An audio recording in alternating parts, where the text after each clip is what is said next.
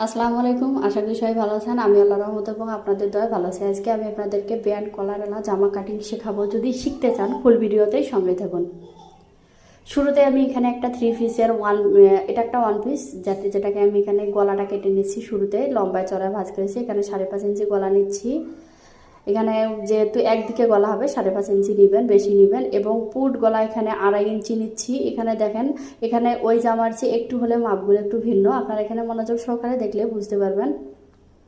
এখানে পুট আমি 4.5 ইঞ্চি নিচ্ছি। ওখানে সবসময় 4 নিতাম, এখানে 4.5 নিলাম, কারণ এখানে পুটটা একটু বড় দরকার, নয়তো বা টান টান অনুভূতি হবে। এখানে মোহরায় ঠিক 7 নিলাম এবং বডি এখানে 40কে আমি 4 দিয়ে ভাগ করে 10 ইঞ্চি 1 ইঞ্চি এক্সট্রা 11 এবং উপর থেকে 15 ইঞ্চি নিচে শেষ্ট নির্মাণ করলাম। তারপরে এখানে 10 ইঞ্চি কোমর, যেহেতু বডি চেয়ে 1 ইঞ্চি কম, এবং মোহরা থেকে 14 ইঞ্চি নিচে হিপ লাইন দিব। আপনারা মনোযোগ সহকারে দেখেন। এখানে আপনারা চাইলে 13 দিতে পারেন, যারা একটু শর্ট 13 দিবেন। এখানে আমি হিপ লাইন হচ্ছে বডির মাপে দিলাম, এখানে 11 ইঞ্চি। তারপর কেটে নিচ্ছি। আপনারা মনোযোগ সহকারে দেখেন। এখানে গলা আমি শুরুতে কাটবো না, যেহেতু গলা একদিকে কাটবে, একটা পার্ট সরিয়ে দিয়ে আর একটা পার্টে গলা কিনবো। নিচে একটু হালকা রাউন্ড করে নেবেন, এভাবে করে হালকা রাউন্ড করে নিচ্ছি।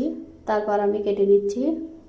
এখানে আমি চওড়াটা প্রায় 14 ইঞ্চি রাখবো, তার জন্য 15 ইঞ্চি দিয়েছি। তারপর আমি এখানে 1 ইঞ্চি ফাঁকা রেখে কেটে নিচ্ছি, ওই জায়গাটা ভাঁজ করে নিব সেজন্য। তারপর হিপ জায়গায় সবগুলো জায়গায় মার্ক করে নিচ্ছি।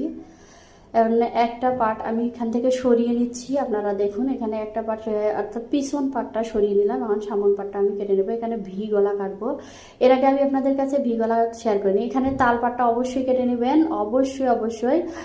এখানে কলারওয়ালা জামার ক্ষেত্রে অবশ্যই তালপাট কেটে নিতে হয়। ভি কলার আমি আপনাদের কাছে আরেকবার শেয়ার করবো। এখানে দেখেন হাতার কাপড়টা আমি কিভাবে বের করতেছি। এখানে আমি গোলাপি অংশটা হাতার নিচে রাখবো, সেজন্য আমি কোন দিক থেকে হাতাটা বের করতেছি। এখানে লম্বা আমি হাতা 18 ইঞ্চি নিব এবং নিচে আমি আলাদা কাপড় দেবো, কারণ এখানে যে গোলাপি অংশটা কেটে ফেলি তাহলে আর একটু গোলাপি অংশটা কম হয়ে যায়, সেজন্য আলাদা কাপড় দিয়ে আমি গোলাপি অংশটা লাগিয়ে নিব।